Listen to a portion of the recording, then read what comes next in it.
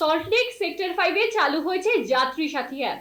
পরিবহন মন্ত্রী স্নেহাশিস চক্রবর্তীর উপস্থিতিতে সম্পন্ন হলো শুভ উদ্বোধন। যাত্রী সাথী অ্যাপের ওয়্যার ইজ মাই বাস পরিষেবার শুভ উদ্বোধন। এই পরিষেবার মাধ্যমে সাধারণ যাত্রীরা বাসের বর্তমান অবস্থা চিহ্নিত করতে পারবেন। এছাড়াও বাস আসার নির্দিষ্ট সময়, নির্দিষ্ট রুটের সমস্ত স্টপেজ ও নির্ধারিত ভাড়া প্রভৃতি দেখা যাবে এই অ্যাপের মাধ্যমে। এছাড়াও অ্যাপের মাধ্যমে সঠিক ভাড়া প্রদান সহ একাধিক সুবিধার কথা যাত্রীদের উদ্দেশ্যে জানানো হয় এদিন। বিষয়টা আপনারা জানেন যে একটা সরকারি পদক্ষেপ নিলে 7 দিনের মধ্যে সেটা কমপ্লিট করা খুব শক্ত। আমাদের বাস অনেক রেডি আছে, কিন্তু ড্রাইভারের অনেকটা অভাব ছিল।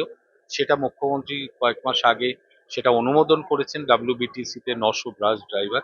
কিন্তু তার একটা প্রসেস আছে, রিক্রুটমেন্টের তার প্রসেসে টাইম লাগে।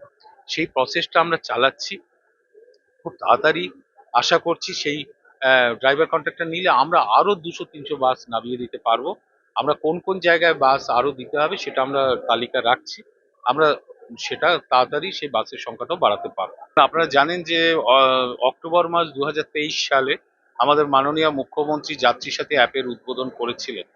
আমরা এই অ্যাপটা তৈরি করেছিলাম এই কারণে, আমাদের IT ডিপার্টমেন্ট তৈরি করে দিয়েছিল এই কারণে যে এখানে কমিশনের ব্যাপার তো সরকারের নেই।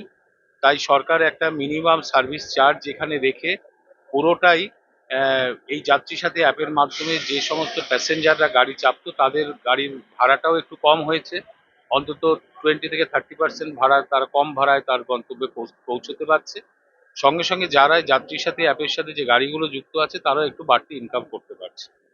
সেই যাত্রী সাথী অ্যাপ আজকে খুব জনপ্রিয় হয়েছে। এখানে প্রায় 1 লক্ষ গাড়ি যুক্ত হয়ে গেছে যাত্রী সাথী অ্যাপের সাথে, এবং 36 লক্ষ মানুষ এই অ্যাপটার সাথে যুক্ত আছে। এবার সেই যাত্রী সাথী অ্যাপের মাধ্যমে আজকে যেটা আমরা করলাম সেটা হচ্ছে হোয়ার ইজ মাই বাস। এই একটা ব্যবস্থাপনা এখান থেকে চালু করা হচ্ছে, যেটির মাধ্যমে একজন যাত্রী তার বাস স্টপে দাঁড়িয়ে তার ফোনের মাধ্যমে, অ্যাপের মাধ্যমে জানতে পেরে যাবে যে তার আকাঙ্ক্ষিত বাসটি কত দূরে আছে এবং কত মিনিটে ওই স্টপে এসে পৌঁছচ্ছে। অর্থাৎ বাসের রিয়েল টাইম অবস্থানটা সে কিন্তু অ্যাপের মাধ্যমে জানতে পেরে যাচ্ছে। 2 নম্বর হচ্ছে সে এই অ্যাপের মাধ্যমে তার টিকিটটা কাটতে পারবে, টিকিটটাও অনলাইন সিস্টেমে সে কাটতে পারবে।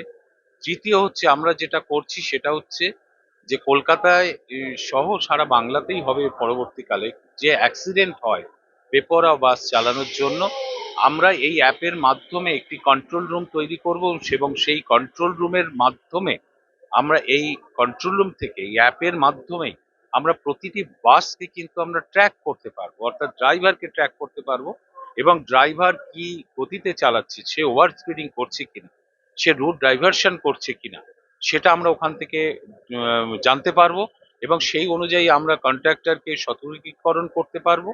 এবং শেষ পর্যন্ত তারা এটা না শুনলে ড্রাইভারের শাস্তিমূলক ব্যবস্থা তো থাকবেই, সেগুলো তো আছে। অর্থাৎ বাসের দ্রুত গতিতে বাস চালানো, ওভার স্পিডিং করা, বেপরোয়া বাস চালানো, এগুলো এটার মাধ্যমে নিয়ন্ত্রণ হয়ে যাবে।